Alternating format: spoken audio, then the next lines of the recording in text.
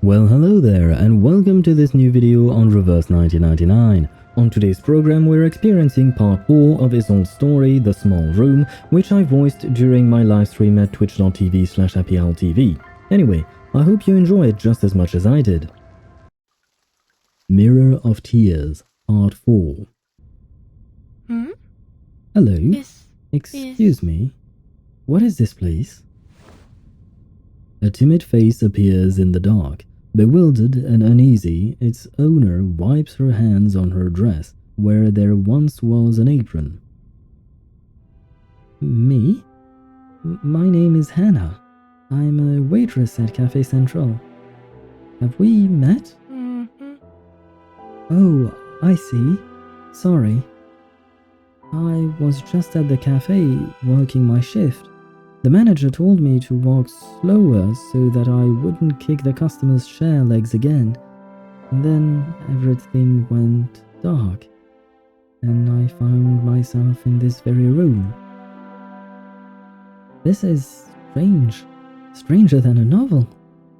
I was hoping you could tell me what happened. Explain things to me. She paces around, looking anxious. What is this? One of her shoes hits something firm. She crouches down curiously. Oh, it's a painting? No, a door? How strange that it's on the floor. Actually, it looks like the door to Cafe Central. Something's written on it. It's too dark in here, I can't see. Maybe I can feel it with my fingers? She stops and furrows her eyebrows. She runs her fingers across the door plate a few more times. The name carved on it kisses the tips of her fingers. A sweet bitterness fills her heart. Theophil? Mr. Theophil? Didn't he play a part in the kidnapping? But why would an artist be involved in such a horrible act? She mumbles to herself, her eyes rolling in the dark. She is looking for an excuse to forgive. Or perhaps he wants me to be his model. I'd gladly agree to it, of course. He's so handsome and kind, and my goodness, can he paint? Any girl would agree to be his model. He wouldn't need to abduct me for that. A fragment of a memory comes back to her, but it's vague, shrouded in a white haze. Oh, I think I remember. Before everything went dark, Mr. Theophil had ordered another Franziskaner. I had it on my tray, and then I passed out before I reached his table. Until then, it was a perfectly ordinary day. The warm color of love fades from her face. Mr. Theophil looked as handsome as ever. He ordered his usual. Even Mr. Heinrich was wearing the same brown blazer. No, that's not right. Something was different that day. Yes, that was the day she first met her. That was the beginning of everything. She looks at you trance-like. The door opens beneath her palm. Oh, yes. An insightful idea, miss. I've never heard of such a perspective on how to treat mental illness. I am very impressed. The cream has long since melted into the Franziskaner. This conversation is much more interesting than the beverages on the table. See? I told you, Theophil. I knew you two would get along. How could you not adore such a lovable and talkative lady? The amazing Clara. We met at an auction. She has a superb taste in the arts. Heinrich's bouts of excessive enthusiasm are a lovable weakness of his. Rather than annoy, it endears his friends to him. He sweeps up his friend's cup and takes a huge gulp. Oh, by the way, Theophil, where is your sister? You said she'd be here today. I thought she'd agreed to come down to the cafe.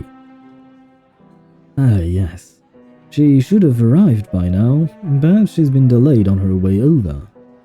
After the huge success of her debut, my little sister is the new star of Vienna. She's positively swarmed by her admirers on the streets. It's all very sweet, but, as you can imagine, it can be quite troublesome. Here's your coffee. Sir, here's your coffee. The waitress lightly places it on the table. 1 Vienna iced coffee and a Maria Teresa. Enjoy! Her gaze lingers on Theophil, an eager smile upon her face. Her light brown hair is carefully tied in a curly ponytail. Thank you, Hannah. Your smile always brightens up a long afternoon. You flatter me again, sir. She blushes and hurriedly looks aside. This is not the first time her dear Theophil has been so sweet to her. Sure. Would you like a cake on the side? It's on the house. I remember you said you liked the particular lemon aroma of it. My mother grew those lemons. She brought me some more when she last visited. Would you... Isolde! Over here. Oh, Isolde, my dear girl. When was it that we last met? It feels like eons. It was about... 1.5 months ago? Ah, how unforgivably long. Do you remember when we were younger? We saw each other every other week. Theo? Her voice is lost among the chatter. She quietly looks at her sweet Theophil as he gets on his feet and walks up to his sister. He has completely forgotten about the lemons, or rather, he never cared about them in the first place. Why do you think Isolde is still that little girl who followed you around? I'm afraid you're terribly mistaken, my friend. She's the biggest star of Vienna and the best and most stunning Salome of all time. Her admirers fill the streets and her work has shaken the art world to its very core. Putting both his hands on her shoulders, he basks in his pride for his sister. And all at the right old age of 16, no less. She's not some unknown actress taking minor role after minor role, nor is she one of those poets who end their miserable lives by plunging themselves into a river. No, it won't be long before she becomes the sovereign of theatre. My point is, Mr. Heinrich, that it's very difficult to see her these days, but if you can make her brother's life a little sweeter... Oh, Theophil, you crafty fellow. Heinrich gently punches his arm. Theophil giggles as he pulls himself away from his fist. The cafe is filled with their youthful laughter. Theophil is not yet 20. He looks young, sweet and happy, as free as the wind. Anna moves her lips, nervously rubbing her hands on her apron as she tries to come up with more words to get his attention.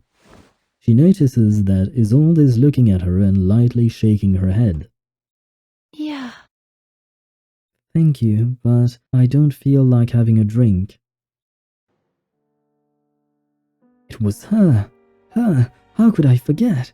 How could I forget her? Oh, what a terrible, terrible future. Did I hit my head? Or was it my neck? Or my legs? My waist? No. Small beads of sweat glisten on the tip of her nose. She checks on her neck, her back, and her limbs, making sure they are still attached to her body. Eventually, her hands stopped at her neck. It was... yes. Clutching her neck with both hands, she crouches down on the floor. So much pain. There was... Why? Why did it have to be me? Why not Teresa or Gregor? Not all who were trampled that day died, nor all those who fell to the floor, and those who were pushed in front of the guns. They had quick and painless death at least. Why me? Why only me? Why? Why was I the only one who fell down the stairs? Why was I the only one who screamed in agony? Why was I the only one who suffered a broken neck? It shouldn't have happened. None of this should have happened. The road shouldn't have been covered in sharp gravel. Those creatures in black, with their dark slime dripping all over, they started that demonstration. It was those creatures. Monsters. Anna drops her head, tears streaming down her cheeks, dripping on her palms and pulling on the door beneath her feet. The door is now tightly shut, the door to the cafe with Theophil's name on it. On the other side, Cupid and Psyche convene. It was the circle. It was the speech. It was they who are responsible. The puddle of tears beneath her feet confronts her with her own reflection. Her reflected face morphs into someone else's. Isolde. The famous opera singer with a touch of sorrow Well, I don't need to read that one, I guess. and the putter of that mirror peddler. They killed me. Greetings, I'm Clara Wengler. Hello, I am Clara Wengler. Perhaps you've heard of the Wengler's mirror? That's an invention of my family. From the other side of the table, the lady in the green dress extends a white-gloved hand. She is leaning forward so far that she is no longer sitting in her chair. This may appear to be too eager, but the smile on her face is sincere. Isolde! Heinrich told me a lot about you and your brother. I'm most glad that we've finally had the chance to meet. The honor is mine. I am Isolde. Isolde takes her hand. Nice to meet you. It's a privilege to make your acquaintance. Thank you for watching. Leave your thoughts in the comments down below. If you like this video, don't forget to press the like button ever so gently and subscribe for more. Speaking of more, here's another video of mine that I hope you'll enjoy. Anyway, I am Happy Owl and I'll see you in the next video.